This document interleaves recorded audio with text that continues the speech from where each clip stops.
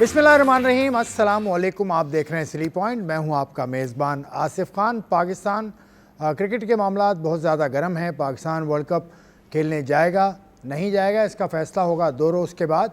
लेकिन बहुत चेमगोइयाँ हो रही हैं, हर तरफ से मीडिया में ख़बरें आ रही हैं। पड़ोसी मुल्क का मीडिया तो पता नहीं क्या क्या कह रहा है, उस सब पर बात करूँगा। उसके अलावा पाकिस्तान की टीम की तैयारियाँ जो ऑस्ट्रेलिया के ख़िलाफ़ सीरीज़ है उसमें ज़बरदस्त तरीके से जा रही हैं और बहुत सारी फुटेज मेरी नज़र से गुजरी, उस पर बात करेंगे। और बड़ी अच्छी खबर, अंडर 19 वर्ल्ड कप में पाकिस्तान ने न्यूजीलैंड को हरा दिया और बहुत अच्छा खेला पाकिस्तान। शानदार परफॉर्मेंस पाकिस्तान के लड़कों की, ख़ास तौर से फील्डिंग में बहुत अच्छी परफॉर्मेंस। उसके अलावा बैटिंग में पाकिस्तान ने स्कोर चेस कर लिया बआसानी 18वें ओवर में, तो शानदार परफॉर्मेंस पाकिस्तान की। उसके अलावा पाकिस्तान सुपर लीग ने भी कुछ ऐलानात आज किए हैं, सबको हम कोशिश करेंगे डिस्कस करें। मेरे मेहमान से आपका तारुफ़ करा दूं। 2 मेहमान मेरे साथ हैं स्टूडियो में। मोहम्मद वसीम साहब, पाकिस्तान के साबिक चीफ सेलेक्टर और साबिक टेस्ट बैट्समैन। अस्सलाम वालेकुम। वालेकुम अस्सलाम। तबीयत ठीक है आपकी? कल आप क्यों गायब थे?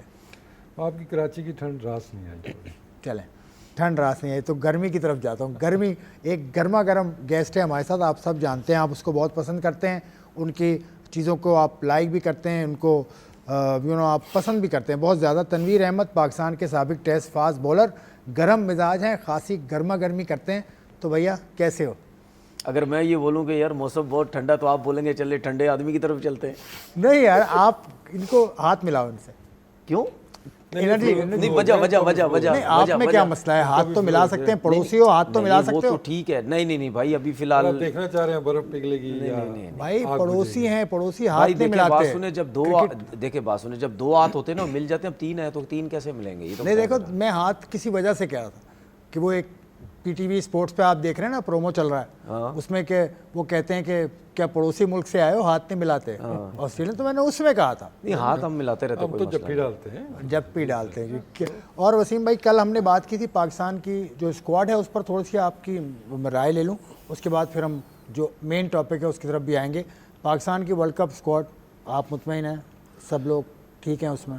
देखिए, बहुत ज़्यादा सरप्राइजेस तो नहीं, वही लड़के मोस्टली वही हैं। सरप्राइज थोड़ा हारिस रऊफ वाला बिग डिसीजन में कहूँगा उसको, कि उसको ना रखना। अभी हमने ये बात की थी कि जिस तरह उस्मान तारिक बॉलिंग कर रहे हैं वो बाहर नहीं होते, फिर आपने शादाब को भी वापस लाना है, उसके बाद इब्रार आपके नंबर 1 स्पिनर जा रहे हैं, तो उनमें से किसी को ड्रॉप करना, फिर वो एक पेसरी आपने कम करना था। क्योंकि बैटिंग हम देखते हैं तो बैटिंग पे है मुझे थोड़ा सा टू मैनी ओपनर्स, कोई भी एक आपके पास जिसको कहना पक्का मिडल ऑर्डर बैटर वो नहीं है। तो समद का नाम था पहले, तो लास्ट मिनट पे वो बाहर हुए हैं। वो इंटरेस्टिंग थोड़ा सा जो स्टेटमेंट्स कुछ सुनी, जो कि अब कंडीशंस के लिहाज से बाबर टीम में फिट इन होते हैं, तो आई थिंक हालांकि पिछले साल 1.5 से आप इन्हीं कंडीशंस में खेल रहे हैं, तो आई थिंक उस टाइम पे ये मैं कहूँगा कि वाइज डिसीजन उस टाइम लिया होता तो ना बाबर टीम से ड्रॉप होता था और ना ही उसकी गेम चेंज करने का। पिछले साल में उसको खिलाया कितनी दफ़ा आपने? T20 तो खिलाया नहीं उसको, 2024 के मिड से लेकर 2025। लेकिन देखें ना, आपने कौन सा आपने पर्थ पे जाके मैचेस खेले हैं, आपने एशिया के अंदर ही मैचेस खेले हैं, टर्निंग पिचेस पे भी खेले हैं। चले देर आए दुरुस्त आए।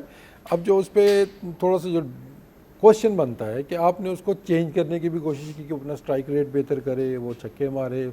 अब जब आप ला रहे हैं तो अब इससे रिक्वायरमेंट आपकी फिर वही है। आपकी स्टेटमेंट से यही लगा ना प्रेस कॉन्फ्रेंस में जो बात हुई थी कि कंडीशंस को देखते हुए कि मतलब लो स्कोरिंग मैचेस होंगे तो वहाँ बाबर की ज़रूरत है।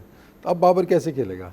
अब बाबर आजम की तरह खेलेगा कि जिसका हमें पता है कि चलो जी 110-120 के स्ट्राइक रेट से एटलीस्ट वो 50-60-70 रन करके देगा, या अभी भी वो करेगा जो कि उससे डिमांड की गई थी, जो पिछले हम 6 महीने 8 महीने से देख रहे हैं कि अपनी नेचुरल गेम से हट के वो खेले। तो इंटरेस्टिंग होगा कि बाबर की अप्रोच यहाँ पे क्या होती है। मेरे ख्याल में तो बाबर को वापस थोड़ा सा वो मिल जाएगा फ्रीडम खेलने का, अपने स्टाइल से खेलने का।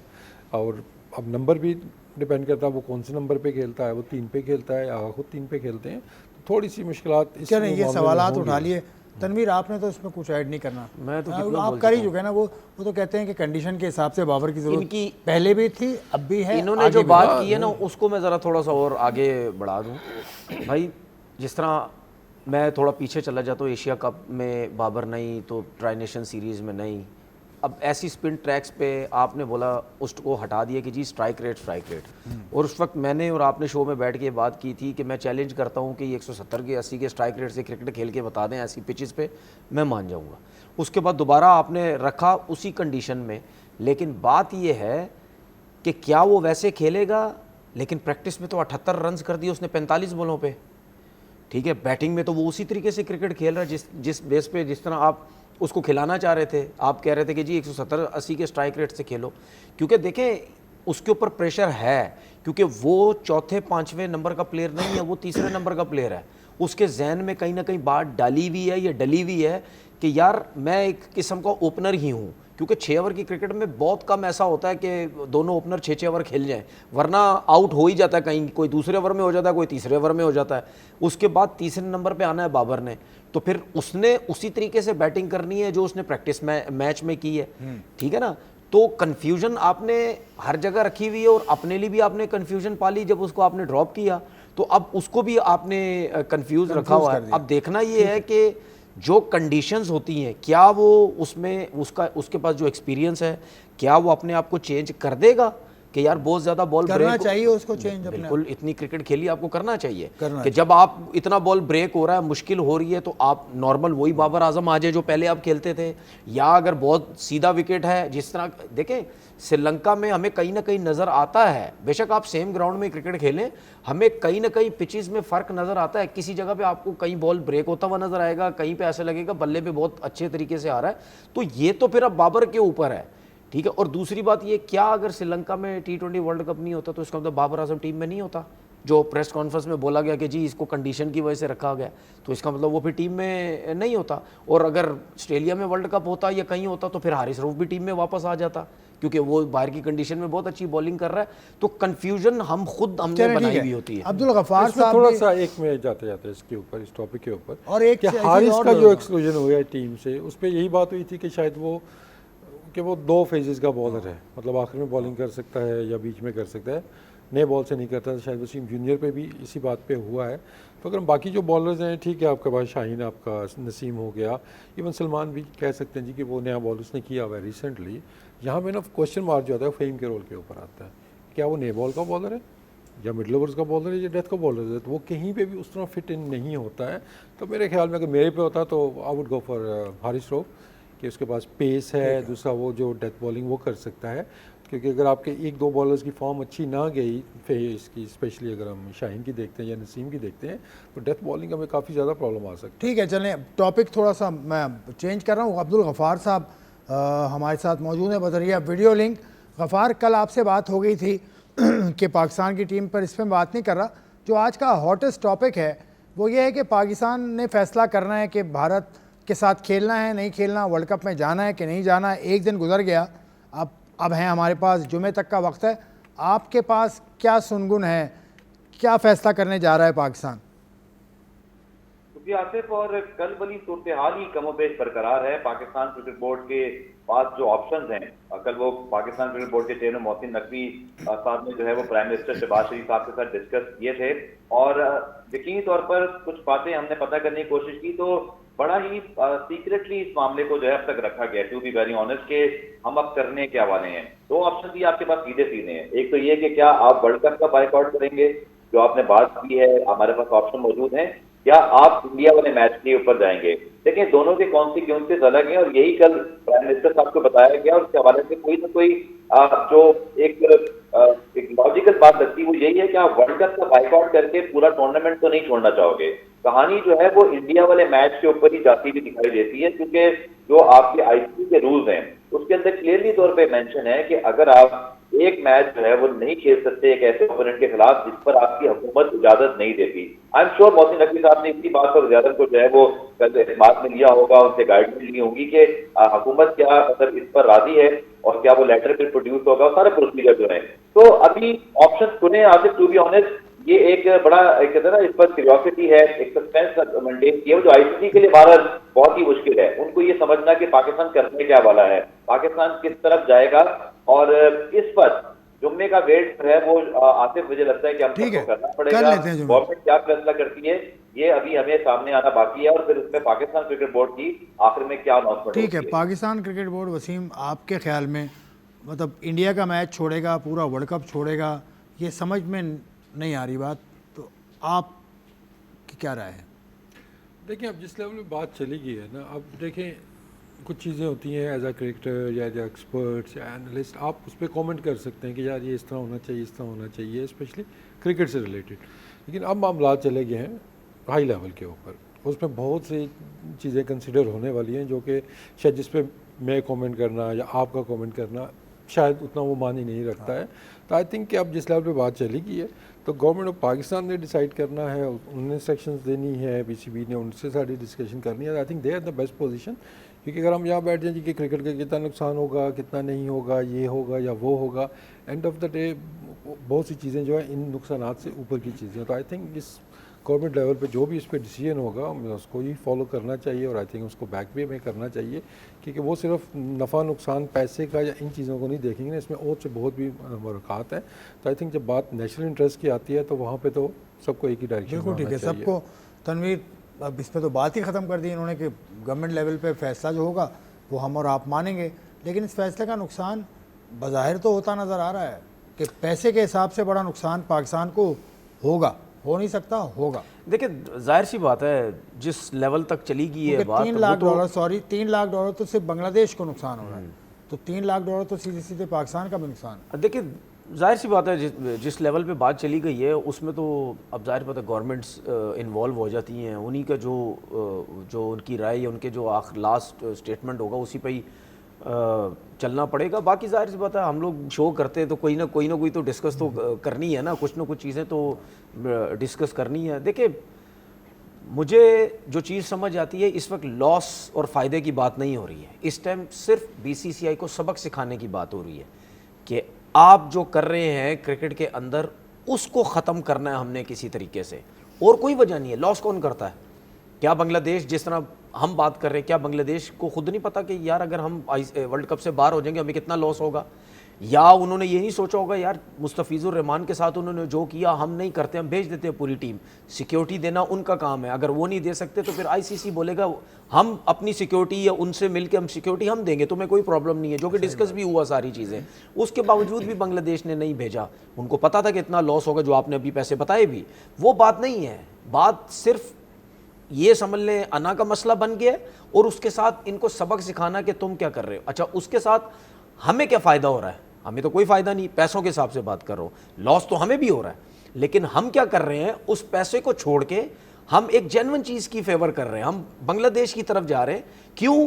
क्योंकि हम भी ये सबक सिखाना चाहते हैं और हम कब से सिखा रहे हैं, क्योंकि बांग्लादेश से ज़्यादा तो मार हमने खाई हुई है इंडिया के मामलात में, क्योंकि ये तो हमें बार बार चीज़ें चिपकाते रहे हैं, डराते रहे हैं, तुम नहीं खेल सकते, हम चुप करके साइड में बैठ जाते थे, जो भी क्रिकेट बोर्ड आता था उसको डरा डरू के। जाहिर सी बात है मैं ये अल्फाज नहीं यूज़ कर सकता प्रीवियस क्रिकेट बोर्ड्स के लिए कि आप घबरा गए या डर गए, नहीं, आप अपनी क्रिकेट के लिए, आप अपने मुल्क के लिए, आप अपने चीज़ों के फ़ायदे के लिए उनकी सपोर्ट करते रहे, ये सोचते रहे कि नहीं यार मतलब यानी क्रिकेट में हम सियासत नहीं लेके आते, जिसकी वजह से हम उनकी बात मानते रहे। लेकिन मैं या और लोग उस टाइम भी बोलते थे कि यार हर टाइम एक जैसा नहीं होता है, अब आपका टाइम बदलता जा रहा है, जिसकी वजह से पाकिस्तान क्रिकेट बोर्ड और बांग्लादेश ने ये फैसला किया कि नहीं अब हम कुछ भी हो जाए हम इनको वो करना है। अगर मेरे लिए तो बहुत ईजी हो गया ये एक चीज़ कि अगर पाकिस्तान कहता है कि हम इंडिया से नहीं खेलते, जो कि कह भी सकता है, ठीक है, वो बात की बात है कि जी हमने, अच्छा, अगर सुने, वो बात की बात है कि इंडिया कहता है जी आप यहाँ नहीं आना चाह रहे थे, हम श्रीलंका में आपकी वजह से आ रहे, मेरे ख्याल में उसके बावजूद भी शायद वो हो सकती है ये चीज़ कि हम इनके साथ नहीं खेलना चाह रहे और हम अपना 2 पॉइंट छोड़ना चाह रहे, छोड़ना हम चाह रहे। तो हो सकता है ना कि पाकिस्तान को उस ग्रुप में डाल दे जिसमें इंडिया नहीं है, श्रीलंका में 2 ग्रुप। सर मैं इसी तरफ ही तो आ रहा था, मैं ये कह रहा था कि ये तो मेरे लिए स्पेशली जो मैं सोचता हूँ मेरे लिए तो बहुत अच्छी चीज़ हो जाएगी। अगर आज पाकिस्तान कहता हम इंडिया के साथ नहीं खेलना चाहते तो नेक्स्ट टाइम तो बहुत इजी हो जाएगा। जो मैं कहता था कि पाकिस्तान इंडिया ग्रुप में होने ही नहीं चाहिए, पैसा कहाँ से बनेगा? तो सुन तो लें 3 बिलियन डॉलर्स के राइट्स खरीदे में। अब सुन लें, वो जो ब्रॉडकास्टर है अब 4 साल के, अब सुन लें, अगर पाकिस्तान क्रिकेट बोर्ड की पैसे की फिक्र होती तो पाकिस्तान ये स्टेप लेगा कि हम इंडिया से नहीं खेलेंगे? नहीं, ये सोचें एक बीसीसीआई को सबक सिखाना है, दूसरा ये सोचें कि हमें कम लॉस हो रहा है, उनको हमसे ज़्यादा लॉस हो रहा है। ठीक है, उनको हमसे ज्यादा लॉस हो रहा है। बीसीसीआई को नहीं, आईसीसी को लॉस हो रहा आईसीसी को लॉस हो या उसको भी, आईसीसी को सबको होता है। देखिए आईसीसी को लॉस हो रहा है ना, तो जब पैसा जाएगा तो उनके पास भी कम ही जाएगा ना, कौन सा उनके पास पूरा पैसा जाएगा, ये जिस तरह पहले जाया करता था। लॉस सबको होना है, सबको होना है, ठीक। तो कहने का मकसद ये है कि अगर आज ये स्टेप ले लिया, नेक्स्ट टाइम अगर पाकिस्तान क्रिकेट बोर्ड बोलता ना कि भाई हम पिछले दफ़ा तो खेले नहीं है, इस दफ़ा हम कहते हैं कि जी हमें इनके ग्रुप में मत डालो, मैं बार बार बोलता हूँ ये हो ही नहीं सकता, ये चलो हो ठीक है। ही नहीं सकता। गफ़ार का पॉइंट ऑफ व्यू भी लेते हैं। गफ़ार, एक और ऐसे ही सोचा हमने कि इंडिया जिस ग्रुप में है उसमें पाकिस्तान को निकाल दें उस ग्रुप से और दूसरे ग्रुप में डाल लें, तो इस तरह से तो मुकाबले हो सकते हैं, फिर दोनों खुश। क्या हो सकता है ऐसा? आसिफ, टाइम बहुत कम बचा है क्योंकि 7 फरवरी को वर्ल्ड कप शुरू हो रहा है और यही बात बांग्लादेश ने भी की थी। लेकिन अभी तनवीर ने जो बात की, इसमें एक पॉइंट में ऐड करूंगा कि देखिए, जब एक काउंसिल है आईसीसी, अब तक दुनिया के दीगर क्रिकेट बोर्ड को कुछ भी नहीं फर्क पड़ा, इसलिए वो खामोश करके ना अपने मफादात के खातिर बैठे हैं।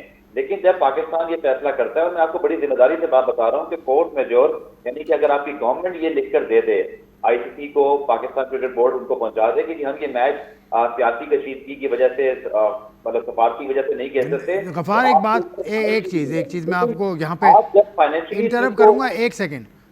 ना सिर्फ गवर्नमेंट बल्कि आपके मुल्क की कोर्ट, अदालतें भी अगर लिख कर दे दें तो भी आप पर पाबंदी हो जाती है।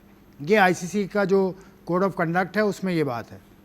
देखिए, मेरे पास जो मैंने आसिफ जो रिसर्च किया ना, जो मैंने पता किया, मेरी इन्वेस्टिगेशन के मुताबिक, क्योंकि देखो बात यह है कि आईसीसी का कोई रिटन लॉ तो है नहीं, जिस तरह पाकिस्तान क्रिकेट बोर्ड का आइन है ना, एग्रीमेंट है ना सर। हाँ वो अग्रीमेंट, हाँ, बोर्ड टू बोर्ड अग्रीमेंट, सही कह रहे हैं। बोर्ड के साथ एग्रीमेंट करता है पार्टिसिपेशन के हवाले से, उसके अंदर ये एक फोर्स मेजोर की क्लॉज मौजूद है कि जब तक आपकी गवर्नमेंट आपको इजाजत ना दे, आप पाबंद नहीं है, आप पे पाबंदी नहीं लगती सिवाय इसके कि आपको प्रेशराइज किया जाए। दूसरा, मेरा जो मेजर पॉइंट है आसिफ, उसमें ये होगा कि चूंकि ऑस्ट्रेलिया, इंग्लैंड, न्यूजीलैंड बड़े मजे से बैठे हुए हैं, बांग्लादेश बाहर हो गया, उन्हें फर्क नहीं पड़ता क्योंकि उनके मफादात हैं। आप उनको एक मैच पे हिट करो ना, $500 मिलियन का जब लॉस होगा आईसीसी को, और जब उनके ऑस्ट्रेलिया, इंग्लैंड सबके जो प्रॉफिट है वो कम होंगे ना, फिर वो इंडिया की तरफ जाएंगे कि भाई आप कर क्या रहे हो। जब एक मैच की वैल्यू है तो उनको साथ लेकर चलो, फिर ये मामला ना आगे चल के इन बोर्ड के ऊपर दबाव बढ़ाएगा। इसीलिए पाकिस्तान का स्टेप उठाना जरूरी है, और इसमें हमें कोई दूसरी राय नहीं है कि हमें इसमें भारत को भी सबक सिखाने के साथ साथ असूली मौके पे लेना। चलो ठीक है, देखिए आपने कहा काउंसिल है, काउंसिल का मतलब कि इंडिपेंडेंट नहीं है आईसीसी कि वो फैसला कर दे और थोप दे। वो हमेशा अपने जो मेंबरान हैं उनको शामिल करती है और उनके साथ मिलकर चला जाता है। आईसीसी के पास ये पावर नहीं है कि वो बॉडी है, वो फेडरेशन फीफा की तरह नहीं है वो कि वो इम्पोज कर दे। सर देखिए, मैं आपको एक चीज़ बताऊं, जब भी ये आईसीसी के बारे में कोई डिस्कस होता है ना, और ये काउंसिल का वर्ड यूज़ किया जाता है ना, मेरे को बड़ा अजीबोगरीब लगता है, बहुत अजीबोगरीब है तो लेना, बहुत अजीबोगरीब लगता है भाई। मैं उस दिन याद है आपको, कुछ दिन पहले मेरी आपसे बात हो रही थी, मैंने बोला ये एक इदारा है, ये इदारे के हिसाब से चल, आपने बोला नहीं ये इदारा नहीं है, ये काउंसिल है। काउंसिल है, ठीक है भाई, एक काउंसिल फैसले नहीं कर सकता, ठीक है, क्रिकेट के रूल्स उसके पास हैं।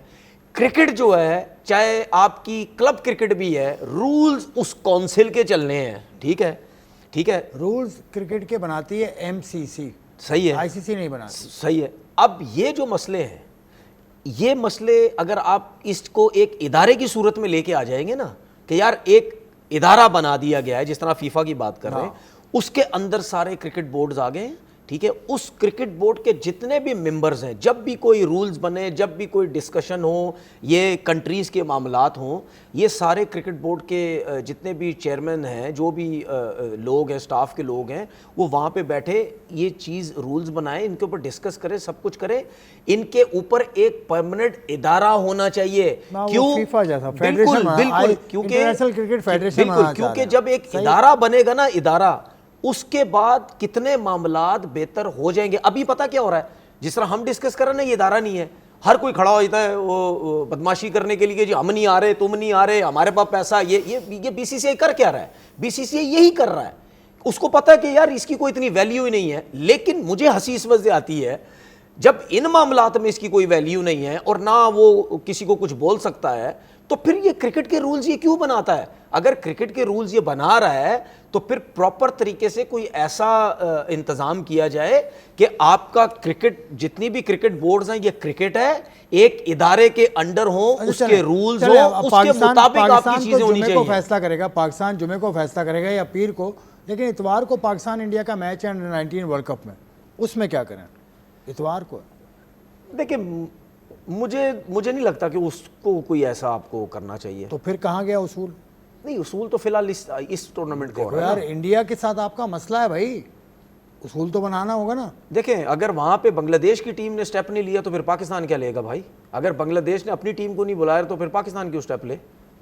जहां पे पाकिस्तान खेलेगा अंडर 19 खेलेगा, हो सकता है मोहसिन नकवी खेलना साहब चाहिए। जुमे को ये भी फैसला कर देना, आप क्या कहते हैं? अंडर हो 19 सकता है अगर आप ये डिसीजन इस तरह का यहाँ से लेते हैं, हो सकता है उधर से भी रिएक्शन है, हो सकता है वो उधर वहाँ पे कर ले, तो हो सकता है, you never know, but I think बेहतर है कि हम वेट करें सीजन आने का और उसके बाद, क्योंकि इसमें कुछ भी हो सकता है। क्यों गफार, मोहसिन नकवी साहब को जितना आप जानते हैं, जितना हम सब जानते हैं, जितना वो स्टैंड लेने पर किसी चीज़ के पीछे वो स्टैंड ले लेते हैं तो फिर वो ले लेते हैं। तो आप अंडर 19 वर्ल्ड कप का जो मैच है इतवार को, उसके बारे में क्या राय है आपकी?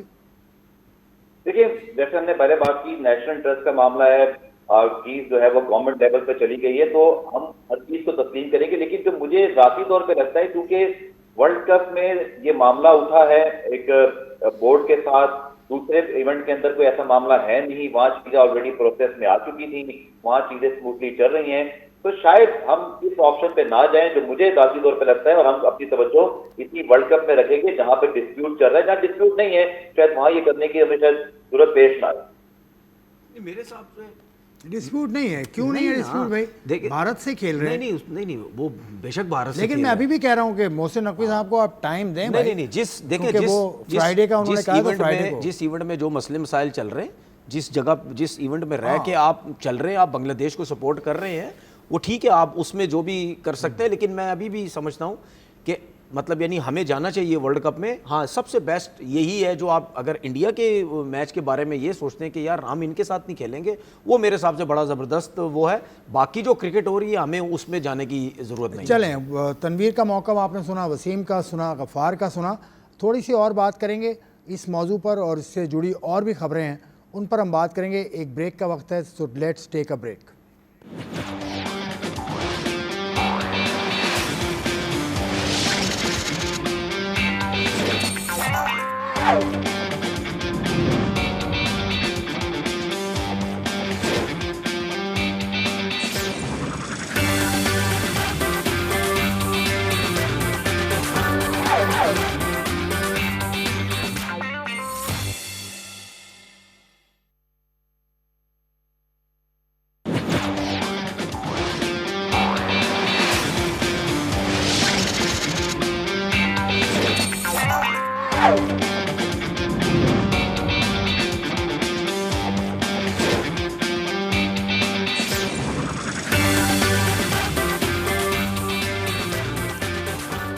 Welcome back to sleep point. हम बात कर रहे थे पाकिस्तान का मौक़िफ़ जो बिल्कुल जस्ट है। पाकिस्तान ने बांग्लादेश का साथ देते हुए वोटिंग में भी हिस्सा लिया, बांग्लादेश की सपोर्ट की, लेकिन बाकी क्रिकेट बोर्ड्स, तनवीर साहब, बाकी क्रिकेट बोर्ड्स, इसमें देखिए हमने एक जो वो कर रहे हैं ना बात की, इट्स नॉट ओनली कि हम बांग्लादेश को सपोर्ट कर रहे हैं, हम जो डबल स्टैंडर्ड्स हैं बेसिकली तो हम उस चीज़ के अगेंस्ट जा रहे हैं कि एक चीज़ आप एक मुल्क के साथ अगर उनको दे सकते हैं वो चीज़, तो बाकी क्रिकेट बोर्ड के साथ भी आपको देने चाहिए। तो ना सिर्फ कि ये बांग्लादेश किसी और के साथ भी होता तो आई थिंक ये भी जाती होनी थी, ठीक है ना। तो मेरे ख्याल में हमारी जो ये है कि ठीक है हम सपोर्ट भी कर रहे हैं बांग्लादेश को, लेकिन जो मेन हमारा इशू है जी कि डबल स्टैंडर्ड्स जो है ना, कि एक मुल्क को अकोमोडेट कर रहे हैं, दूसरे को सेम प्रॉब्लम सेम सिनारियो के अंदर आप उनको वर्ल्ड कप से निकाल देते हैं। तो आईसीसी का ये जो है ना बेसिक तो यही मसला है।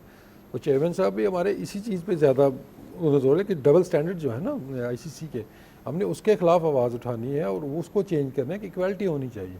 आईसीसी देखें ग्लोबली उसका काम है कि क्रिकेट को ग्लोबलाइज करना, उसको पूरी दुनिया में फैलाना, लेकिन उसके साथ साथ इक्वालिटी भी, चाहे एसोसिएट मेंबर्स हैं, नीचे वाले टियर बाय टियर क्रिकेट हमारी चल रही है, तो वहाँ पे फिर इक्वालिटी आनी चाहिए। जो आपकी टेस्ट नेशंस हैं दे आर इक्वल रिगार्डलेस कि उनके पैसे वो कितने बना रहा है या कितने दे रहा है, राइट्स तो उनके उतनी ही हैं, वोट तो उनकी भी उतनी ही वोटिंग है ना। ये तो नहीं कि जो ज़्यादा पैसे दे रहे हैं उसके बाद 2 वोटें हैं, वोट उन्होंने भी एक डालना है, बांग्लादेश ने भी एक डालना है। कल अगर नेपाल की टीम आ जाती है या कोई और एसोसिएट मेंबर क्वालिफाई करके आता है ऊपर, तो उनकी भी उतनी ही मतलब भुक्कत है जितनी की बाकी टीमों का है। तो बेसिकली जो हमारी एक आर्गूमेंट है कि डबल स्टैंडर्ड्स नहीं होने चाहिए। ठीक है। फिर आपने एक प्रेसिडेंट सेट कर दिया, फॉलो इट फॉर अच्छा एवरीवन। तनवीर, आज सुबह खबरें चलना शुरू हुई, इंडियन मीडिया अजीब किस्म की खबरें फैला रहा है। मतलब उन्होंने यहाँ पहले तक कौन सी सही बातें करता था वो बस वो वो अजीब कभी भी खबरें- सही बातें नहीं करता, फेक बातें करता वो हमेशा। कह रहे हैं कि बांग्लादेश से बातचीत चल रही है और पाकिस्तान अगर पुल आउट करता है बांग्लादेश को शामिल कर लेंगे, बांग्लादेश को शामिल कर लेंगे। ये खबर मैंने खुद पढ़ी यार है, देखे बात सुनो। बड़ी वेबसाइट है क्रिकेट की। मुझे मैं तो पहली बात सीधी बात बताऊं, मैं झूठ नहीं बोल रहा, मैं इंडिया मीडिया देखता ही नहीं, ना मुझे शौक है इनको देखने का। अच्छा, नज़र पता किस टाइम पड़ती है? जब वैसे ही सोशल मीडिया में देख रहे होते हैं, वो क्लिप्स की सूरत में इनकी मैं तो लिखी भी बात कर रहा हूँ। दो चार झूठ बोलने वाले जो इनके जर्नलिस्ट हैं वो आ जाते हैं सामने, तो उनकी कहीं रोक के गलती से बात सुनता हूँ तो वो मुझे हैरानगी इतनी होती है। जर्नलिज्म किया है तुम लोगों ने, तुम लोग पढ़े लिखे हो, ठीक है, मतलब जो जर्नलिस्ट होता है वो बिल्कुल अनपढ़ तो नहीं होता, वो पढ़ा लिखा तो होता है, उसको इतनी समझ अक्ल तो होती है। तो वो जब भी उनको सुनते हैं पाकिस्तान गलत कर रहा है, पाकिस्तान गलत कर रहा है, इनके मुंह से कभी मैंने ये नहीं सुना नहीं यार बीसीसीआई गलत कर रहा है, बीसीसीआई गलत कर रहा है। अभी बांग्लादेश के मामला हो या इंडिया हो, वो गलत कर रहा है। अबे भाई, कभी बैठ के सोचा है? पहले शीशे में अपने आप को देखो कि मैं जर्नलिस्ट हूँ या नहीं हूँ। मैंने ये काम इस वजह से किया था कि मैं सच बोलूँ। मैंने जर्नलिज्म इसीलिए पकड़ी थी कि मैं सच बोलूँ, ये ना देखूँ कि जिस तरफ हवा चल रही है मैं उस तरफ चला जाऊँ। तो बात सीधी सीधी ये है कि भाई अपनी गवर्नमेंट के खिलाफ, अपने बीसीसीआई के खिलाफ क्यों आप बात नहीं करते? एक जर्नलिस्ट ने बोला था उसको मुंबई क्रिकेट स्टेडियम में 2 साल की पाबंदी लगी थी। सर यही तो उसका बात है। नाम भी मुझे पता है, मैंने तो नहीं लिया। इसका मतलब ये है कि इंडिया के जर्नलिस्ट से या मीडिया से मेरी रिक्वेस्ट है, जब आप पाकिस्तान की क्रिकेट के बारे में जब भी डिस्कस करें, जब भी अपना यूट्यूब चैनल या जब भी अपने टीवी चैनल पे आके बात करें, तो सबसे पहले ये बात करें कि हम जो बोल रहे हैं हम बिल्कुल सच नहीं बोल रहे। हमारे ऊपर प्रेशर बहुत ज़्यादा है, हम पाकिस्तान के अगेंस्ट जाएंगे ही जाएंगे।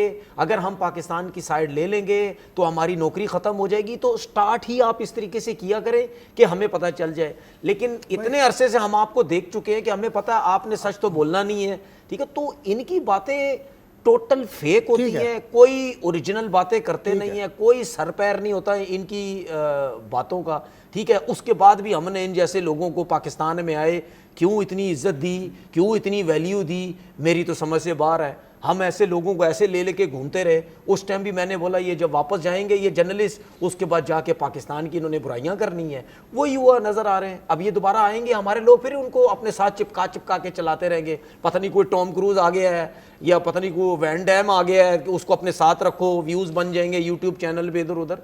तो बात सीधी ये है कि मैं तो भाई इन लोगों के अगेंस्ट इसी तरह ही बात करूंगा, क्योंकि मुझे कहीं से भी ये सच्चे लोग तो लगते ही नहीं है। और ना ये कभी सारे लोग नहीं, सारे लोग लोग की ये बात कर रहे हैं, सारे चंद लोग की। हाँ, ये थोड़ा सा मैं क्लियर कर दूं, लोग समझे सारे लोग चंद में से 100 में से 100 में से 2 नहीं होंगे, बाकी तो ऐसे ही है ना सब यार। 98% तो ऐसे ही है ना, पाकिस्तान के खिलाफ झूठ ही बोलते हैं ना यार, और क्या करते हैं ये लोग। सर मेरी बात सुने, इनसे मुझे 1% भी उम्मीद नहीं है कि ये पाकिस्तान की बात करेंगे, पाकिस्तान की साइड लेंगे, अपने लोगों के अगेंस्ट बात करेंगे। ये मुझे 1% उम्मीद नहीं है। अच्छी तरफ आते हैं, पाकिस्तान की अंडर 19 यार बात सुने, ये अच्छी तरफ ही है। नहीं, अच्छी खबर आई है भाई। ये हम इनको सबक सिखा रहे हैं, ये अच्छी बात है। बिल्कुल, लेकिन ये तो हम करते रहेंगे ना, हमारे प्रोग्राम्स अभी और भी होने हैं इस वीक में, हम उस पर करते रहेंगे। अंडर 19 टीम ऑफ पाकिस्तान जीत गई यार, मुकाबला जीती आज, शानदार परफॉर्मेंस समीर मिनाज की, उसके अलावा अली रज़ा की, एक और बॉलर की फील्डिंग बड़ी अच्छी मुझे लगी। ये इम्प्रेसिव। अभी तक जितनी भी मैच खेली है ना इंग्लैंड वाले मैच के अलावा बाकी देखते हैं तो आपको स्पेशली बॉलिंग यूनिट तो बड़ा तगड़ा नज़र आ रहा है। तो ये था कि पहले तो पेसर्स हमारे अच्छे थे, अली रज़ा फॉर्म में था, फिर बाकी पेसर्स ने आउट करने शुरू किए। और अब अच्छी चीज़ है कि अब स्पिनर्स को भी जब मौका मिल रहा है, आपके चाइनामैन मोमिन है, दूसरे भी स्पिनर्स हैं जो, वो अब उनकी भी कंट्रीब्यूशंस आ रही हैं, मतलब अच्छी बॉलिंग वो कर रहे हैं। तो बॉलिंग तो हमारी काफ़ी हद तक सॉर्टेड नज़र आ रही है।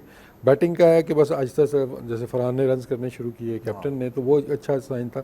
लेकिन अभी भी मोस्टली हम जो रिलाई कर रहे हैं वो समीर मिनाज के ऊपर है। तो आई होप कि आगे आने वाले मैचेस से, जो बड़े मैचेस आपके आने हैं, उससे पहले बाकी लड़कों का भी वो कॉन्फिडेंस लेवल दिन ब दिन बेहतर हो रहा है। कुछ ना कुछ परफॉर्मेंसेज उनकी आ रही हैं। थोड़ा सा ओपनिंग का मसला चल रहा है, आई थिंक समीर के साथ हमने 2 से 3 लड़के ट्राई कर चुके हैं, लेकिन कोई भी इसमें सेटल हो नहीं पाया है। आई थिंक वो थोड़ा सा एरिया ऑफ कंसर्न है, लेकिन ओवरऑल देखते हैं तो एक अच्छे स्पिरिट के अंदर टीम नज़र आ रही है। और फील्डिंग का आपने जिक्र किया तो आई थिंक जो स्टैंडर्ड्स उन्होंने सेट किए हुए इस टाइम वो आपको टॉप क्लास नज़र आ रहे हैं पूरे इवेंट के अंदर। किसी भी आपकी इवन की जो आपकी दूसरी टीमें हैं सेना कंट्रीज़ की भी, उनकी भी जो आप देखते हैं फील्डिंग को, हम उनसे भी आगे जा रहे हैं। जिस तरह कैचेस पकड़ रहे हैं, जिस तरह लड़के डाइवे मार के, वो जो अच्छे साइंस हैं कि हमारे जो लड़के नए आ रहे हैं, नॉट ओनली कि उनके पास स्किल्स हैं खेलने की, बल्कि फील्डिंग के अंदर भी हम देखते हैं कोई एनर्जी भी है उनके पास, डाइवे मारने भी उनको आती है, और आगे चल के अच्छे साइंस हैं कि अच्छे फील्डर्स भी आएंगे पाकिस्तान तो पाकिस्तान के कोचिंग स्टाफ की मैं तारीफ़ करना चाहूँगा। शाहिद अनवर, राव इफ्तिखार अंजुम और मंसूर अमजद, जो फील्डिंग कोच है मंसूर अमजद को आप जानते हैं, वो पाकिस्तान से खेला भी है शायद एक आध मैच। मंसूर अमजद और अंडर 19 उससे पहले भी अंडर 19 के 2004 में जो अंडर 19 वर्ल्ड कप पाकिस्तान ने जीता था उसका हिस्सा था ये सरफराज वो खालिद लतीफ़ की कप्तानी में। तो अच्छी लगी आपको, बच्चे अच्छी फील्डिंग कर रहे हैं, अच्छी बॉलिंग भी अली रज़ा ने बड़ी तेज़ बॉलिंग की, मोमिन ने बड़ी अच्छी बॉलिंग की। देखिए अच्छी चीज़ें नज़र आ रही हैं फील्डिंग के हवाले से देखें, फास्ट बॉलिंग के हवाले से देखें, बैटिंग हमारा जो एरिया है ना वो हम कभी कभी नीचे भी स्ट्रगल करते हैं। जिस तरह मैं अगर समीर मिनाज की भी बात करूं, लेकिन फील्डिंग स्टैंडर्ड बहुत अच्छा नज़र आ रहा है। दूसरी बात ये कि होना भी चाहिए, क्योंकि इस एज के अंदर आपको हमेशा एनर्जी लेवल तो आपकी हाई होनी चाहिए ना आपने थकना है, ना आपको प्रॉब्लम होनी है, ना स्टिफ होना है, ना अगले दिन आपकी बॉडी स्टिफ होनी है।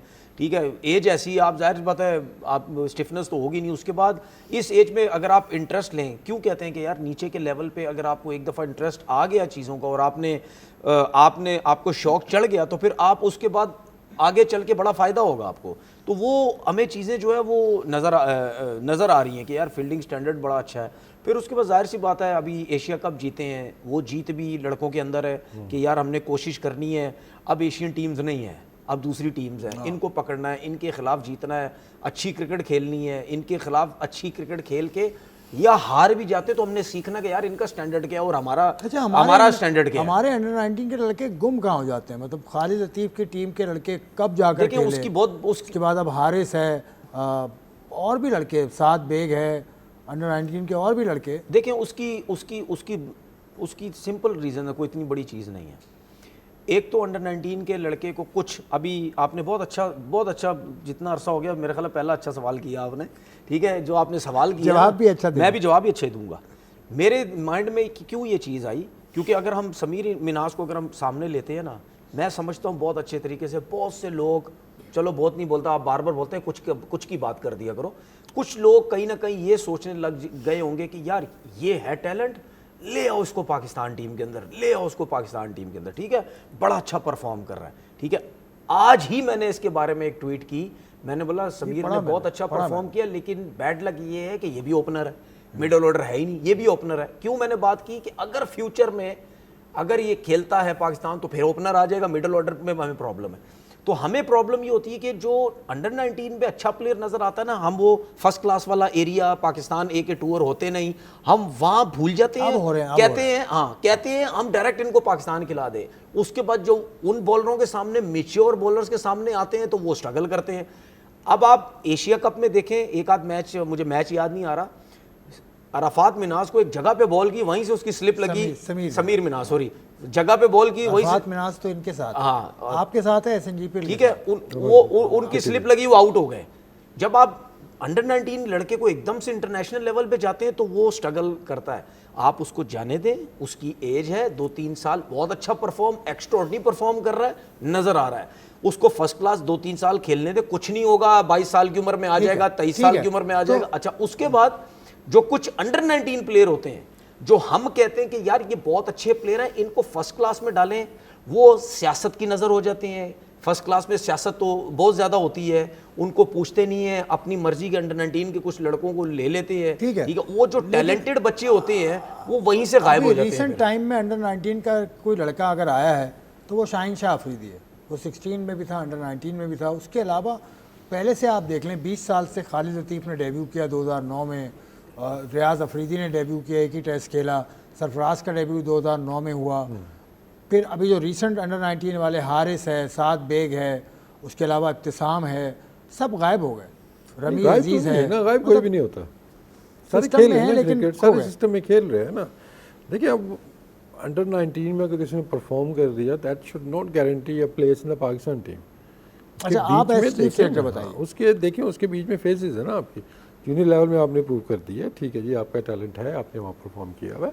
अब उसके बाद डोमेस्टिक क्रिकेट आपकी आ जाती है, जितने भी डिफरेंट फॉर्मेट्स हैं, चले फॉर्मेट वाइज भी उसको कर लें, तो वहाँ पे आपने अपना लोहा मनवाना है, वहाँ पे अपना टैलेंट आपने शो करना है, परफॉर्मेंसेस देनी है। तो मेरा नहीं ख्याल कि लड़के गुम हो जाते हैं, हाँ वो परफॉर्म नहीं कर पाते, क्यों नहीं कर पाते, ये एक बहस है कि एक लड़का अंडर 19 लेवल पे इतना टैलेंटेड था, वो फर्स्ट क्लास में आया और फर्स्ट क्लास में आगे वो परफॉर्म नहीं कर सका और फिर वो गुम हो गया, तो वो फिर सिस्टम का मैं कहूँगा कि थोड़ा सा आपको उसमें देखना वो होगा। गुम क्या कोचिस की वजह से खराब होते हैं? कोचिस की वजह से खराब हो जाते फिर हैं? वो लंबी बहस है ना, ये भी तो इसमें देखना है ना। गुम नहीं होता कि देखो, गुम नहीं उसमें होता पता कोई क्या लड़का। होता है, उसमें क्या होता है, क्योंकि जितने लड़कों ने आप नाम लिया वो खेल रहे हैं, उसमें सारे क्या खेल होता रहे है? हैं। हाँ, डोमेस्टिक में अब खेल देखिए, रहे हैं। सारे खेल रहे मेरी भी कभी बीच में कुछ बच्चों से बात होती थी जी, जूनियर लेवल से आए, फर्स्ट क्लास क्रिकेट खेली, अब बिला वजह कोचिंग शुरू हो जाते थे। किसी बैट्समैन को बिला वजह की कोचिंग शुरू हो गए, किसी बॉलर को बिला वजह की कोचिंग शुरू हो गए।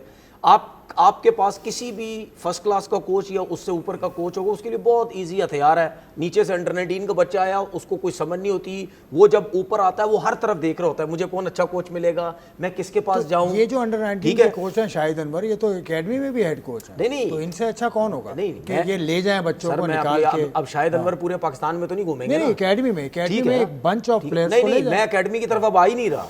एकेडमी की तरफ तो वो बच्चे आएंगे और जो सरफराज अहमद भी इनके साथ है। देखिए, एकेडमी की तरफ वो बच्चे आएंगे जो फर्स्ट क्लास क्रिकेट में कुछ बेहतर परफॉर्मेंसेस देंगे या अंडर 19 में बेहतर परफॉर्मेंसेस देंगे, उनमें से बंच एक बना के यार चलो जी नेशनल क्रिकेट एकेडमी में इनको लेके आ जाओ।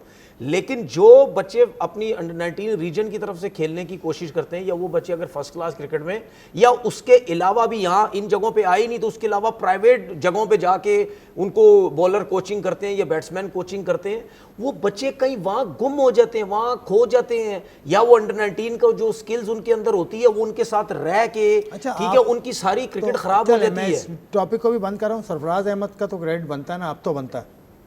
अभी तो वर्ल्ड कप तो नहीं जीते वो। अरे यार, सरफराज से देखो, सरफराज की मेंटरशिप में तो ये सब कुछ हो रहा है। नहीं, मैंने तो सरफराज के बारे में कभी ये बोला ही नहीं था। आपने कहा ना अजहर अली को होना चाहिए था, अजहर अली का, वो पुरानी बात, मैंने कहा याद करा दूं। नहीं, गलत आप याद दिला रहे ना, और गलत लोग सोच रहे हैं मेरे बारे में। मैंने तो सरफराज के बारे में, कोई मुझे कह दे अगर मैं ये नहीं बोल, मैंने ये बोला कि सरफराज को क्रेडिट क्यों दे रहे हो, मैंने ये बोला है कि सरफराज को क्रेडिट जो लोग दे रहे हैं वो सीधा सीधा सरफराज को क्रेडिट दे रहे हो, जो कि नहीं बनता है। अब तो ठीक बनता है, मैंने ये नहीं बोला था कि उनका इनपुट इस टीम के अंदर नहीं, मैंने ये बोला था कि जो शाहिद अनवर है, जो राउल इफ्तिखार है, या मंसूर अमजद है, या अजहर अली ने 1-1.5 साल लगाया, उनका नाम किसी ने क्यों नहीं लिया। सरफराज अहमद साहब, ये मेरा कहने का मकसद है। बिल्कुल बनता है, आप टीम के मेंटोर हैं, जिस तरह वहाब रियाज वीमेन टीम के मेंटोर हैं, वीमेन टीम ने मीडिया तो सिर्फ सरफराज शुरू हो गया था ना, उसकी मैंने बात की थी कि नहीं यार खाली सरफराज क्यों। चलें ठीक है, तो अब इंडिया से तो मैच पाकिस्तान ने खेलना ही है। इंडिया की टीम के कंपोजिशन के हिसाब से पाकिस्तान के चांसेस तो हैं ना, जिस इस वक्त फ्लाइट पे है पाकिस्तान। देखिए अंडर 19 की बात कर रहे हैं ना, इसमें देखो बॉलिंग की फॉर्म जो हमारी चल रही है ना, क्योंकि उनकी मेन स्ट्रेंथ देखे तो उनकी बैटिंग है। उनका एक बैट्समैन, उनके 2-3 अच्छे बैट्समैन हैं जो कि अच्छी फॉर्म के अंदर हैं, रन्स करते आ रहे हैं वो। तो आई थिंक उस दिन अगर अली रज़ा ऊपर से ब्रेक थ्रू देता है, बाद में स्पिनर्स आके बीच में विकेटें लेते हैं, तो पाकिस्तान के पास चांसेस हैं कि उनको हम हरा सकते हैं, बॉलिंग से हम उनको हरा सकते हैं। प्रॉब्लम फिर वहाँ पे आता है हमारी बैटिंग का, कि अगर आपको अंडर प्रेशर 200, 225, 250 रन चेस करने हुए और इनकेस समीर जल्दी आउट हुआ, तो क्या वहाँ से हम मैच में हुआ तो सकते हैं? तो बस हमें थोड़ा सा वो है कि जब वो आउट होता है तो उसके बाद आपको लगता है कि हम इतने ज़्यादा कंफर्टेबल नहीं है।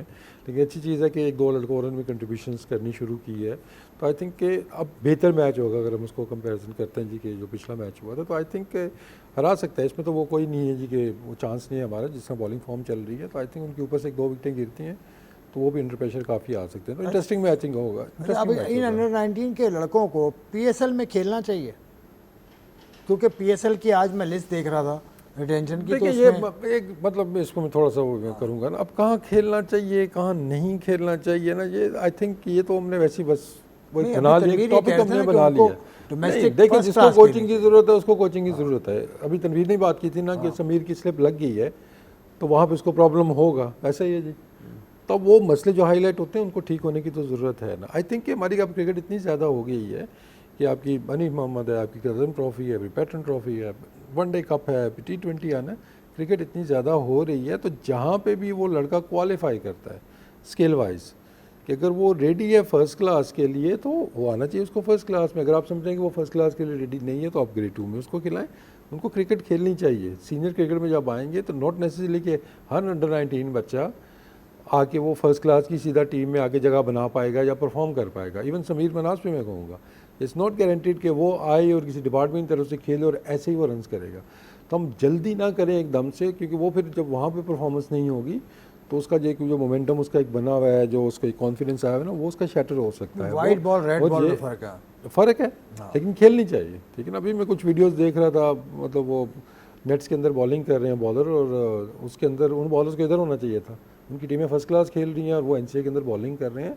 तो मैं ये चीज़ें हमें थोड़ी सी देखनी होगी कि हमने उनको कहाँ खिलाना है। क्रिकेट हो रही है अब, जिस सिलेक्टिव नहीं। अगर देखिए अंडर 9 मतलब ये PSL की भी बात है तो उसके अंदर अगर बात 2 इमर्जिंग अच्छे हैं और वो दोनों आपके खेल सकते हैं, दोनों को खेलना चाहिए। उसमें नहीं है कि वो कैप लगी जी एक ही खिला सकते हैं आप। जैसे कि आपके अली रज़ा और समीर मनास एक टीम के अंदर है और आपकी PSL हो रही है, मैं कोच हूँगा या कैप्टन हूँगा जो उस टीम का करता रहता हूँ, मैं दोनों को खिलाऊंगा। अगर दोनों इमर्जिंग में आ रहे हैं कोई फ़र्क नहीं, हम दोनों को खिला सकते हैं। इमर्जिंग का कैप आपकी तरफ आने से पहले इमर्जिंग का कैप क्या फर्स्ट क्लास से भी लगा हुआ है? ये जो आपका अभी फर्स्ट क्लास चल रहा है इसमें भी है ना, इसमें अंडर 21 का है, PSL में अंडर 23 यहाँ पर भी फर्स्ट क्लास से भी दिया हुआ है। तो PSL लगाना PSL में अभी लिस्ट हमने देखी, मैं PSL में बहुत सारे लड़कों के नाम है। अली रज़ा का भी एक टीम ने उसका भी नाम दिया है लिस्ट में, कासिम का भी दिया है, और भी लड़कों के दिए हैं जो अंडर 19 खेलते हैं। मोमिन का देखिए फास्ट बॉलिंग में और बैटिंग में फ़र्क है जो मुझे अली रज़ा तो सीजन खेला खेला भी, PSL खेला भी है, PSL खेला भी, फर्स्ट क्लास का भी खेला, हाँ PSL खेला भी है, बल्कि चैंपियन थी उसकी टीम पिछले साल। देखिए जो मेरी सोच है, मेरी जो सोच है ना, अभी इस पे मैं ज़रा ये PSL की उसकी ज़रा अंडर 19 की बात करूँ। देखिए हम कहाँ स्ट्रगल कर रहे हैं, हमारी पाकिस्तान टीम कहाँ पे स्ट्रगल कर रही है, हमारी पाकिस्तान टीम वहाँ स्ट्रगल कर रही है। क्योंकि जो हम बार बार बात करते थे कि यार PSL से लड़का हम पाकिस्तान टीम में लेके आ जाते हैं, ठीक है, या लड़कों की सोच ये पड़ गई है कि जी PSL खेलें, 2 छक्के मारें, 2 आउट करें, हमारी सिलेक्शन पाकिस्तान टीम में हो जाएगी। और अभी भी यही सब कुछ हो रहा है, और आपकी पाकिस्तान टीम की सिलेक्शन भी लीगों से ही होती है, यही सब कुछ हो रहा है ना यहाँ पे। तो हम क्यों नहीं इस सोच को चेंज करना चाहिए, हमें ज़रूर इस सोच को बदलना चाहिए। अगर आजकल के बच्चे, अगर मिसाल के तो समीर मिनास हमें एक अच्छा टैलेंट नज़र आ रहा है और उसको खेलते हुए नज़र आ रहा है कि ये 4 डे क्रिकेट का भी बहुत अच्छा प्लेयर बन सकता है, और नज़र भी आ सकता है कि यार जैसा खेलता है, जो शॉट्स है उसके पास, 1 डे क्रिकेट में भी अच्छा हो सकता है। अगर हम इसको अभी से कहते हैं कि यार आओ तुम्हें हम PSL खिलाते हैं या PSL की टीम में डालते हैं, और जब तुम्हें मौका मिलेगा, ठीक है, वो कम एज है अभी उसकी, ठीक है, जब वो आएगा ना PSL में, माहौल देखेगा, लोग देखेगा, पैसा उसको मिलेगा, ऑक्शन उसका लगेगा, जो भी है, या उसका नाम आता है, सब कुछ है, वो कोचिज के साथ उठे बैठेगा, कलरफुल क्रिकेट देखेगा, तो आपका जहन जो है ना वो हमारे इन बच्चों का भी उस तरफ चला जाएगा। तो कोशिश ये करें, ये जितने भी बच्चे हैं आप इनको प्रॉपर फर्स्ट क्लास क्रिकेट या डोमेस्टिक क्रिकेट में लेके जाएं, ये सोच के इनको खिलाएं कि भाई आप खेलेंगे आगे PSL, आपका टाइम है, लेकिन आप अपने आप को डोमेस्टिक में पहले इस क्रिकेट में मैच्योर करें, उसके बाद जाके आप वहां पे ये मशवरा बराह रास्त अब्दुल्ला खुर्रम न्याजी साहब के लिए तनवीर की तरफ से है, जो डायरेक्टर डोमेस्टिक है और पाकिस्तान के। दिया, मैंने तो कोई मशवरा किसी को नहीं दिया, मतलब नहीं, मैंने कोई मशवरा दिया, अपनी तरफ से बोल रहे, मैंने कोई मशवरा नहीं दिया किसी को, ये अपनी तरफ से मेरे मशवरे बनाते रहते हैं। Let's take a break.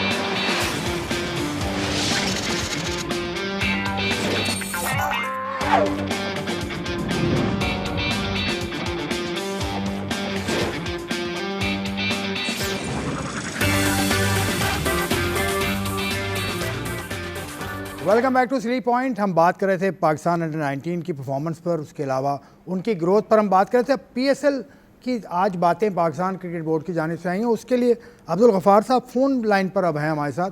Ghaffar, ये जो कैटेगरीज अनाउंसमेंट हुई है, रिटेंशन हुई है, इसको ज़रा आसान अल्फाज में समझाइए।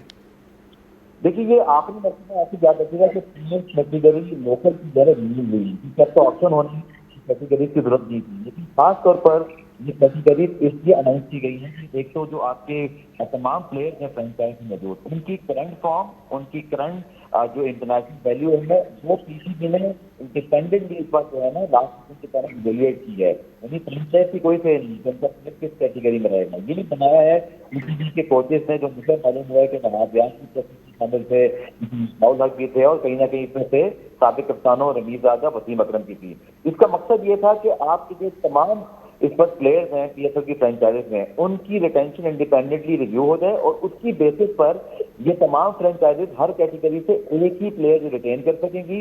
फायदा आसिफ इसका यूं है कैटेगरी करने का कि हर जो कैटेगरी है उसमें से, यानी कि अगर आप देखें कि खास तौर पर पेशावर जलमी के पास सिर्फ एक चॉइस बची के वाली रजा या मास सदाकत में से किसी एक को पिक कर सकते हैं, तो दूसरा प्लेयर ऑटोमेटिकली जो है वो रिलीज हो जाएगा।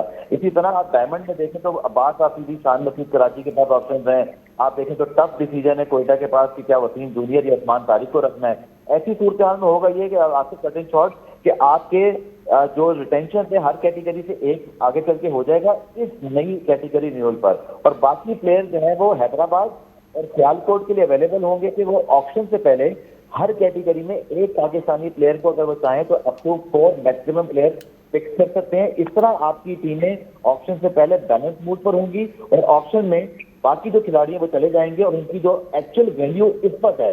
फॉर एग्जाम्पल आप आपको डिस्कस कर रहे थे कि आगे चल के जब वो ऑप्शन में आएंगे तो आपके प्लेयर की फिर रियल वैल्यू उस पर ऑप्शन में बनेगी। जो मौजूदा वैल्यूज हैं वो पीसीबी ने ऑलरेडी अनाउंस कर दी हैं।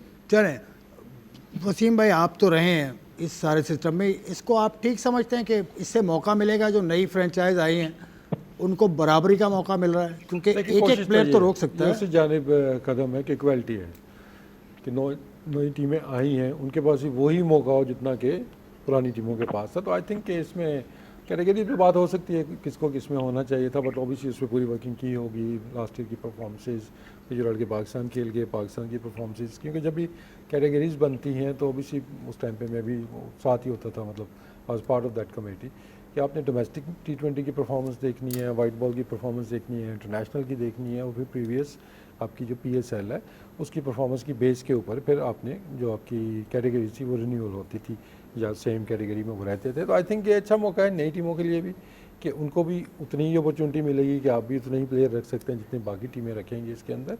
हाँ, टफ़ हो जाएगा टीमों के लिए क्योंकि इसमें कुछ अटैचमेंट प्लेयर्स के साथ भी आपकी हो जाती है, जिनको मतलब अगर आप पुराने सिस्टम में देखें तो आपकी जितनी भी रिटेंशन होती थी वो आपके पक्के प्लेयर्स होते थे कि लाहौर के आपको पता था कि ये 3-4 प्लेयर ये रखने ही रखने हैं, इस्लामाबाद ने रखने हैं। तो वहाँ पे थोड़ा सा वो होगा, इमोशनली इनको डिटैच होना होगा और वहाँ पे डिसीजन लेने होंगे कि उस कैटेगरी का बेस्ट प्लेयर उनके पास कौन है और उसके अराउंड फिर की टीम बनेगी। क्योंकि जो रिटेन आप प्लेयर्स करते हैं बेसिकली वो आपको एक सॉर्ट ऑफ आपको एक ना वो गाइडलाइन मिल जाती है कि ये हमारी कोर बन गई है, अब इसके अराउंड जो बाकी प्लेयर्स हैं हमने वो रखने हैं, किस टाइप के बैट्समैन चाहिए, किस नंबर के बैट्समैन चाहिए। Same in the bowling department भी कि कौन सा एरिया आपने ज़्यादा वो करना है। तो आई थिंक इक्वल अपॉर्चुनिटी सबको मिलेगी, तो अच्छा फैसला है जी मेरे ख्याल। अच्छा तनवीर, अगर सारे प्लेयर्स छोड़ दिए जाते हैं फिर आप ऑक्शन है, ऑक्शन में आप पैसा दें, अब बाबर आजम, शाहीन अफरीदी, फ़खर जमान इनको तो रोकेगी ना टीम, तो फिर बराबरी का मौका तो नहीं मिला नहीं वो सियालकोट को और नहीं ये हर लीग की एक रिक्वायरमेंट होती है, एक तरीक़ेकार होता है कि चले आपको कोई भी बड़ा प्लेयर आप अपनी मर्जी से ले लें। पहले तो 8-8 प्लेयर थे, अभी सिर्फ हर सॉरी 8-8 प्लेयर थे, अब तो आप टोटल 4 ले सकते हैं, हर कैटेगरी से एक आप ले सकते हैं, ठीक है ना। तो पहले तो आप फिर भी ज़्यादा ले सकते थे, तो वो कहीं ना कहीं एक आपको वो दी है कि यार आप कोई सा भी प्लेयर ले लें। लेकिन एक प्लेयर लेने के बाद उसके बाद जो है आपके प्लेयर्स की भी वैल्यू पता चलेगी ना कि आपका प्लेयर, अब हम इस तरह में अंदाज़ा हो जाएगा कि यार जिस प्लेयर को हम पाकिस्तान टीम में बहुत ज़्यादा वैल्यू देते थे, क्या वो ऑक्शन के टाइम फ्रेंचाइजीज उसको उतना पैसा दे रही है या नहीं दे रही।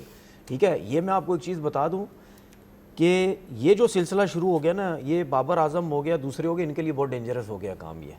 अगर बाबर आजम वगैरह ठीक है इस दफ़ा पिक हो गया, ठीक है, क्योंकि इस टाइम तो पाकिस्तान का बड़ा प्लेयर वही है, अगर वो पिक हो गया पहली बारी में, जो कि नज़र भी आता है कोई टीम पे उसको स्ट्रेट अवे पिक कर लेगी, रिटेन नहीं हो सकता रिटेन कर लिया ना ज़ल्मी ने, ले ली, ठीक है। अगर उसकी परफॉर्मेंस इस दफ़ा नहीं हुई तो अगले साल क्या होगा फिर? अगले साल वो टीम अगर ना ली, वो बात की बात है कि आपको पसंद है, आप उसके बगैर चल नहीं सकते। मैंने तो एक जगह बात भी बोली थी, चाहे PSL हो चाहे दुनिया की कोई सी भी लीग हो, जिसमें भी बाबर अब जाएगा वो उसकी फ़ैन फॉलोइंग देखेंगे, सोशल मीडिया के हिसाब से देखेंगे। वो भी फैक्टर बहुत ज़्यादा आ गया बाबर आजम के लिए, क्योंकि और लीग्स को इतना ज़्यादा आइडिया नहीं था कि ऑस्ट्रेलिया जाएगा तो इतनी फ़ैन फॉलोइंग सोशल मीडिया से भी हो सकती है। अब हर फ्रेंचाइज को हर लीग में ये जहन में रख के उसको लेंगे कि यार इससे पैसा भी हमने कमाना है सोशल मीडिया में और इसको अपनी टीम में भी रखना। लेकिन अगर बाबर आजम की परफॉर्मेंस अच्छी नहीं होती है तो वो ये जहन में रखे कि हो सकता है पाकिस्तान टीम से भी वो ड्रॉप हो सकते हैं, तो फ्रेंचाइज से भी हो सकता है नेक्स्ट टाइम आपको रिटेन ना किया जाए, तो आप अगर ऑक्शन में चले जाए तो क्या आपकी वो बोली लगेगी? चलें अब तो टेंशन का जो है गफार से अगर चेक करें, आप टेंशन सिर्फ इस साल के लिए बना है या ये अगले आप सालों में यही ये चलेगा? PCB ने अभी तो इस ऑक्शन के लिए दिया, क्योंकि मुझे लग रहा है कि नेक्स्ट साल से ये रिटेंशन चलो गफार, ये दूसरी जो फ्रेंचाइज जो नई आई हैं उनके साथ थोड़ा सा तो अब वो अगर शाहीन अफरीदी को उठाना चाहते हैं तो शाहीन अफरीदी तो लाहौर कलंदर्स ने रोक लिया। फॉर इंस्टेंस मैं कह रहा हूँ एक का तो चांस है, तो फिर ये तो और फिर 10-11 साल से जो कर रहे हैं उसको कुछ एडवांटेज और जो 4.2 करोड़ की जो बात है बेस प्राइस, तो उससे तो ऊपर में पैसों में खरीदेगा ना, फिर वो प्लेयर के साथ भी थोड़ी सी मतलब नाइंसाफ़ी तो नहीं कहूँगा, लेकिन थोड़ा सा उसको भी वो जो मज़ा है पैसे बढ़ने का वो उससे महरूम रह जाएगा। वो देखिए, इसमें निगोशिएशन आसिफ जो हुई PSL की मीटिंग के अंदर वो यही थी कि देखिए सबको साथ लेकर चलना है। अब 2 नई टीमें जरूर आ रही हैं। देखिए आपने उनके लिए क्या किया कि आपका 20 का स्क्वाड होता है और कहीं का 18 का जो भी है, आपने 15-16 प्लेयर तो रिलीज कर ही दिए ना, आपने उनको ऑलरेडी अकोमोडेट किया। देखें हारिस रऊफ अगर पिक हो रहे हैं तो डोंट फॉरगेट के उस कैटेगरी में फखर जमान और हारिस रऊफ को लाहौर को छोड़ना भी पड़ेगा। पेशावर को साइम बाबर में से किसी एक को जाने साइम देना बाबर पड़ेगा। को यार, साइम अलग है बाबर अलग है, इस तरह तो ना करो ना। बाबर को नहीं छोड़ेगी ज़ल्मी, बाबर को छोड़ देगी ज़ल्मी। गफार, इसमें एक चीज मैं ऐड कर दूं, देखें क्या मुझे एग्जैक्ट आइडिया नहीं है कि हारिस रऊफ को बिग बैश लीग में कितने पैसे मिले, ठीक है, ये मुझे आइडिया नहीं है। अगर आपको हो सके आप जरा बताना। अच्छा, ये तो हमें आइडिया है ना कि बाबर को ठीक ठाक किस्म के बिग बैश से पैसे मिले। अब प्रॉब्लम ये है कि ऑक्शन में ना हमारे क्रिकेट बोर्ड के ऊपर भी प्रेशर आएगा। वो प्रेशर इस वजह से आएगा कि लोग ये बातें करेंगे जो, देखिए मैं ना बहुत आगे तक चीज़ें सोचता हूँ, मैं ये छोटी छोटी उस पर मैं चीज़ें नहीं, बहुत आगे तक सोचता हूँ, लोगों के बारे में सोचता हूँ, लोग क्या सोचते हैं। लोग ये सोचेंगे कि यार ऑक्शन ठीक है हो तो गया, लेकिन क्या पाकिस्तान क्रिकेट बोर्ड या PSL अपने प्लेयर्स को उतने पैसे दे रहा है जितनी उनकी डिमांड है? दूसरी फ्रेंचाइजी में तो उनको ज्यादा पैसा मिल रहा है, अपनी लीग में तो उससे कम पैसा मिल रहा है। तो हमारे क्रिकेट बोर्ड को ये लेवल भी सोचना है कि हमने आगे तक जाना है। अब्दुल गफार, इस टॉपिक को ना थोड़ा लंबा है, थोड़ा सा आराम से कर लेंगे अगले प्रोग्राम। एक पॉइंट जी वो ये पॉइंट है कि पाकिस्तान क्रिकेट बोर्ड ने तमाम खिलाड़ियों को ये तनवीर भाई उन्होंने फ्रीडम दिया था कि अगर आप चाहें तो रिटेन हो या ना हो, ये पहले आपका कंसेंट जरूरी है। इसलिए जो खिलाड़ी भी रिटेन होगा वो अपनी मर्जी से नहीं, सिर्फ हो रहा फ्रेंचाइज की कलेक्टिव एफर्ट है। अगर खिलाड़ी समझता है कि वो ऑप्शन में जाना चाहे तो वो जा सकता है। इस टॉपिक को उठा के रखते हैं। ये तो हमेशा से PSL जब हो रही है, खिलाड़ियों और फ्रेंचाइज का कंसेंट तो होता है। खैर इसके ऊपर हम बात करते रहेंगे। कल हम मुलाकात करेंगे। तनवीर का शुक्रिया, वसीम भाई का शुक्रिया और अब्दुल गफ़ार साहब आपका शुक्रिया, आपका प्रोग्राम देखने का शुक्रिया। जाते जाते एक चीज़ क्लियर कर दूं कि वो जो मैंने पैगाम दे दिया था तनवीर के नाम से अब्दुल्ला खुर्रम नियाज़ी साहब को, वो तनवीर ने नहीं दिया था भाई, वो मैं कह रहा था। तो तनवीर उस बात पे थोड़ा सा वो जो इनकी आदत है चुटकुले छोड़ देते हैं ये। खैर मैंने वापस ले ली बात। हम जब किसी को पैगाम देंगे ना वो पैगाम देंगे हम। Thank you very much for watching. खुदा हाफिज़।